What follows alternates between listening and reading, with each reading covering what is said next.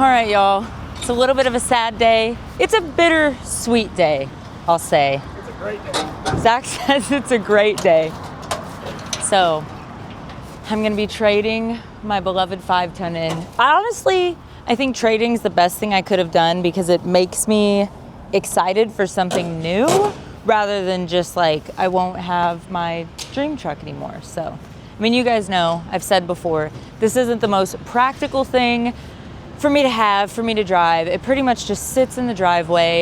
You know, we take it to a mud event here and there, but it's not even the best for content. I'm not gonna lie. Like, I think the only person that really likes it is me because it never gets any views when I post it, which isn't everything, but it is what I do for a living, so it does make a difference. It also just sits in the yard. Well, I just said it sits in the yard, but I love to look at it, and I mean, I am sad, but I'm really excited for what I will potentially be trading it for. We're about to meet the guy right now. It's Powder Coat Shop. Hopefully he likes it. Hopefully I like what he has, and I can't wait for you guys to see it. The trade is the polar opposite of this, which is wild that the guy that has this vehicle also wants this, but like, I think me and him both have good taste, you know? So, I don't know. I'm excited for you guys to see it. Something entirely different than what I've ever had, and it's basically gonna start a whole new chapter for me, I feel like, for us on the channel. So, if this goes through, it's a new era. I took my seeing glasses off to put my sunglasses on for the video, and I can't see people looking at me and judging me, which is like, I think that's a life hack right now. I can't see shit. Can't see people's faces. It's like, almost like I'm in a little bubble. I kind of like it. But I have the Dolph truck and trailer at the gas station because we were filming something with that too. So actually, I'm gonna see if Zach wants to drive this, and I'm gonna drive the 5-ton for the last time, I think. All right, y'all, this is my last time driving the 5-ton, potentially. Oh, she sounds so good. Oh, I'm gonna miss this thing. Oh, we're not in gear, sorry. Should've went down to the stoplight. That's why, honestly, the thing that I'm potentially trading for will be so much easier to drive. Man, I do love this thing. It's so sick. I feel like I'm like on top of the world driving it. Sketchy. Just because it's so big and kind of scary, to be honest. It drives good once I'm in the hang of it again.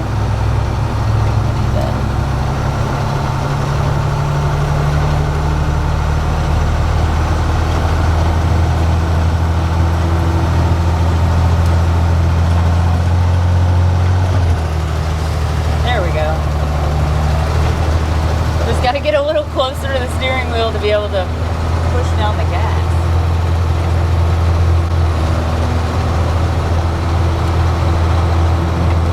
Breeze going through the windows, free as a bird.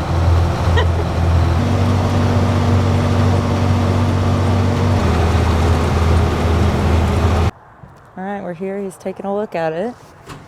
And then we've got this over here, guys.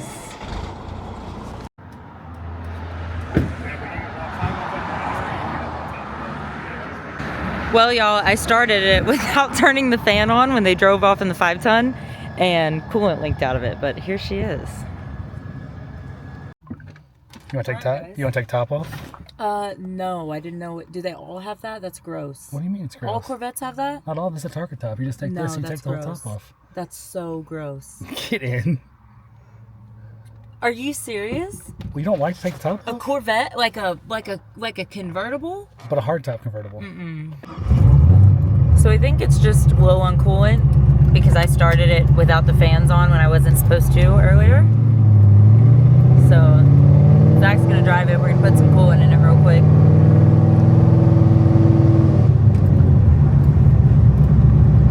I don't know why Corvettes make me scared of fire. I'm like, man, I feel like my freaking feet could go up in flames right now. Especially the smell of it. supposed to smell like fuel like that? It's not fuel. That's catch can needs to be rerouted.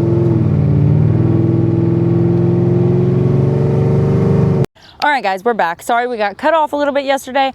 I had to leave, but Zach did fix the overheating issue. He replaced the thermostat, so she's all good now. So we're gonna show you a little bit of a closer look. So this is a 2006 C6 with a 408 that's also Pro-charged. It sounds nasty. I'm super excited. Let's see, what else? Carbon fiber wide body kit, weld wheels, which we will be changing those to JTXs. Let's see, what else? A lot has transpired since yesterday. We've done a little bit of research, and so as you guys can see in here, it's not a Manuel. So my whole purpose for kind of having this car would be to daily drive it, but also to make it a drift car, because why not? And I really want to get into drifting, so, you know, daily driver / drift car. Sounds practical, right? It's an automatic. We were thinking just do a full manual valve body, but apparently that might just be too expensive, or maybe Zach's lying to me because he really wants it. Corey said it needs to be a stick shift, not a full manual valve body. So it needs to be a stick shift. So I mean, we're still new. We don't know a lot about drifting, we'll just say that. So apparently it needs to be a stick shift, but I mean, this is the car I have now. So that being said, maybe Zach will be buying a different car and trading me for this, who knows? But for now, this is my car, I guess. This is, I don't know. This is technically my first car, to be honest. My very first actual car. Well, I did have, I don't know. This is my first car in like 10 years, we'll say that. I did have that lifted Camaro, but it was on a Tahoe frame. I don't even think that qualifies as a car, really. So it's my first car build, we'll just say that. And I will say, I'm 100% aware that this car is too nice to be my first drift car, but things just kind of transpired that way. I was just gonna get like a little raggedy 350Z, but here we are, it's a trade. So, I mean, it makes sense, right?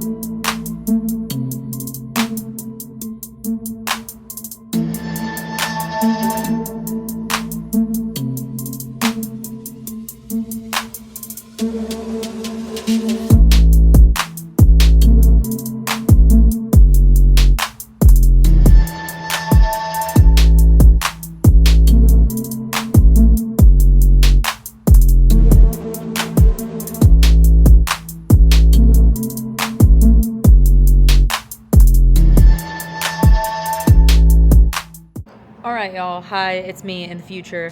We do not have any driving clips, and I'm going to tell you why. I'm so sorry. We filmed them on my iPhone because it has wide angle on it and you can just like see the road and see everything better. But I somehow got completely locked out of that iPhone, and we're pretty sure we're going to have to send it off to like data recovery. So I don't have the clips of my first drive, my first official drive in the Corvette. I do have like a Snapchat of me getting in it.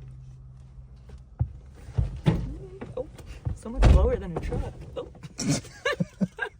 Okay. So I'm very sorry, but I can show you the current state of the Corvette right now. That I'm not really sure. I'm not really sure how I feel about it. I'm not gonna lie. You left this unsupervised for a week. Somebody put a whole toolbox in here and then they left a car in here. I don't know. Like, I was gone for a week. I only drove it the one time. Yeah, no footage of that. Shut up! And I sure would have liked to drive it again. Well, okay, hang on. Hold up. So, what they've told me is that it had really terrible wiring. But I'm hang on, no. I'm like, did they just tell me that because they know that I don't want anything to do with wiring? Or no, imagine my despair when I log on to Snapchat and see the car apart through Snapchat, through Zach's story on Snapchat. So I'm pretty sure Ray Charles and Helen Keller put this car back together.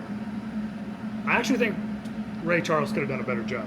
So the this here, what was it, the AC compressor or the ABS module? The ABS module. The ABS module had no bolts in it. It was just chilling. The AC compressor, it had a starter bolt and a lug nut. Here, this is actually it. This was What the the bolt. hell? This is a spacer. Oh my god. This is a bolt. The nitrous wiring, whenever they had nitrous on this car, all the same color. We just use red. We don't use any colors. Can I turn this off? Yeah. It's not even the fuel regulator. It bolts right here. Well, this bolt was in the bottom of the down there, and the fuel regulator was just shoved back in there with no bolt on the brake master. That's weird. So we definitely just tore it all apart and fixed all the half-assery. I mean, it doesn't look very fixed to me. Oh, it's definitely fixed. They don't know how to tune, so they broke out intake air temp out of the MAF sensor and tuned it on speed density. And Biddle said, if you do that, you don't know how to tune. So whoever did this, go back to school. Well, I mean, let's not talk crap on the guy. He's a nice guy. He didn't do it. It was whoever built the car before him. Look at this big spoolie boy. This bolt, still loose. This is how it was whenever we got it. That seems safe. Yeah. So basically, we just tore it all apart and gonna fix it. The exhaust looked like 2 monkeys and a welding machine put the rear exhaust on. This was the paint on the intake And the brakes. and the brakes. And the valley cover. So that was terrible. Radiator, no upper mounts. All the red hoses really got me. Oh yeah. Didn't even get to like look at it or sit in it really more than 5 minutes. The problem is, it would have fell completely apart. Oh, show her the no nuts on the leaf springs, or on the leaf spring. So all in all, was it still a good trade? Oh, it's still a good trade once we just parts- finish some parts are shit. good. The parts are good. We just have to fix all We the had to put the parts on. yeah. So there's a monolith that goes from this side to that side. You see that? There was no nut on that. Oh my God. It rides on the bumper down here, and they just put the lowering bumpers in and didn't put any nuts on it. Oh. There's a pan that runs on the bottom of the car. That one, that pan right there. It had 2 bolts in it. This one somebody made to brace the back of the motor. It had 1 bolt in it, and they broke 2 more off and gave up. What? Look at these welds. What is It's that a stick thing? weld, so the welds aren't that bad. They're not good, but they're not that bad, but it's a stick weld, so it's just nobody knocked off. So somebody just did a whole bunch of like half-assery. Oil pan bolts, I'm not sure if they're tight, but there's definitely 2 missing and 1 really loose. Like this far out. They didn't hook the fans up right. They put on a switch, which your elbow knocks and turns off. Yeah, that You know, does because suck. it's not like the ECM runs the fans. Yeah, that's impossible. I don't know how they ever did that from the factory.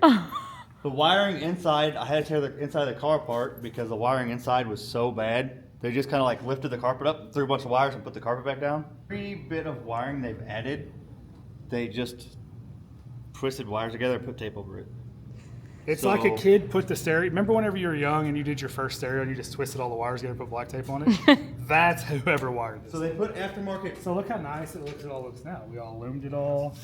We mounted the ABS module, Put aftermarket marker lights. marker lights in the fenders, and they just twisted that one. They broke the plug off, so they cut the plug off and then hardwired in, They just twisted it. but just twisted them up and taped them.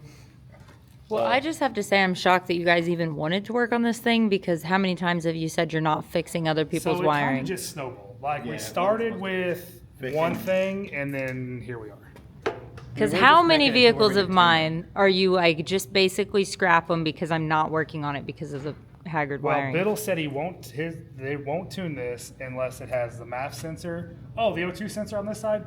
You don't need that. You just use that for an AFR gauge.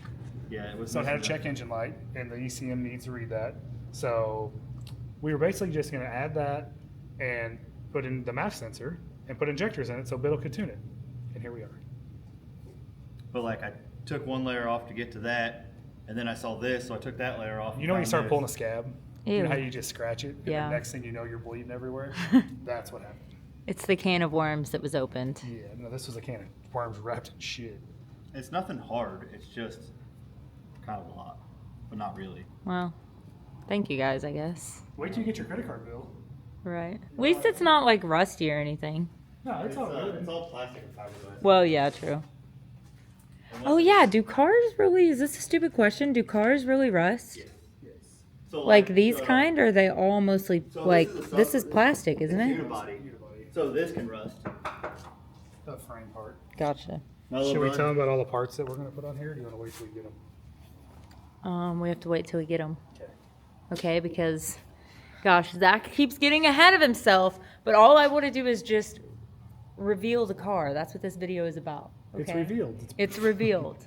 I mean, I Here's guess half you a could car. tell them a little bit. Yeah, here's half a car. The fenders are up there. But I have no videos of me driving it. So the good thing is we've got a lot of really good partners we work with. Yes. And I might have made some phone calls, and there might be a whole bunch of parts coming. What kind? Go ahead and tell them. Well, we got QA1 coilovers coming because mono leaf springs are for poor people. We've got some FIC injectors coming from Texas Speed. Oh, yeah. We've got Texas Speed valve covers. They just came out with these new valve covers that let you mount the coils on top. We've got a new intake. Should we show them the intake? Yeah. Shout Oh, we're out to just going to Holly. leave it? Why not gloss black? That's. So the problem is there's so many little crevices. Yeah, that it would you're be not gonna kinda be able to get hard. around sand, so it's going to peel eventually. Oh, okay. So Yeah. shout out to Holly for sending this here MSD Atomic intake. Let's see what it looks like. So this car did have some ugly ass red. Yeah, that thing hoses. was pretty ugly. There we go. Nice. So what kind of coating is this? It's not a coating, it's just plastic. Oh. So you can't run a metal intake with these because the intake air temps get real hot. Really? Mhm. That's interesting. So you run these so it doesn't get heat soaked. That's pretty cool. These truck valve covers got to go. So we got some nice Texas Speed ones coming. They had a Fisher Price catch can on it. So we got a new one of those coming. We got a flex fuel sensor so we can run E85. What else? Ooh, nice. We got all new. Oh, so they Channel. didn't do any of the air dams that force all the air through the intercooler and radiator. So we ordered all that. They were all self-tappers. The whole point of me getting a car, though, was to learn some things working on the car. You gotta put it all back together. Well, my favorite part's taking stuff apart. Well, I know that's why we have to let you do the parts you don't like. So we're at that point. Okay. Well, there she is, folks.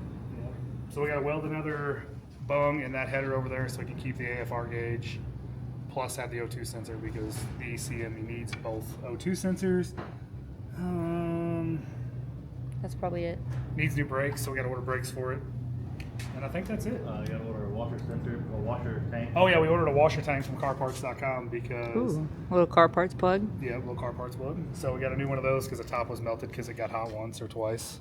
All right, y'all. So that is the new car. Let us know in the comments what you think about it. If you're excited for more Corvette content, more car content coming at you. That sounds really weird coming from me, but it's happening. It's going down. So we'll see you guys on the next one.